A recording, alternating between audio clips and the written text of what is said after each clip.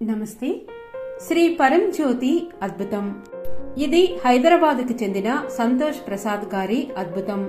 నేను 12 సంవత్సరాల వయసులో ఉన్నప్పుడు మొదటిసారి మూర్ఛతో బాధపడ్డాను. మేము అనేక ఆసుపత్రులను సందర్శించినప్పటికీ అది పెద్దగా ఉపయోగపడలేదు. వాతావరణ ఉష్ణోగ్రతలో చిన్న మార్పులతో కూడా నేను మూర్ఛలకు గురయ్యాను. ఈ శారీరక బలహీనత కారణంగా నేను నా చదువుపై దృష్టి పెట్టలేకపోయాను. నా తల్లిదండ్రులు నా గురించి నిజంగా ఆందోళన చెందారు మరియు నేను కనీసం 10వ తరగతిలో ఉత్తీర్ణత సాధించాలని కోరుకున్నారు. అప్పుడే మాకు శ్రీ అమ్మా భగవానులను కలిసే అవకాశం వచ్చింది. దర్శన సమయంలో శ్రీ అమ్మ నన్ను చూసి నవ్వి నా తలని తాకారు.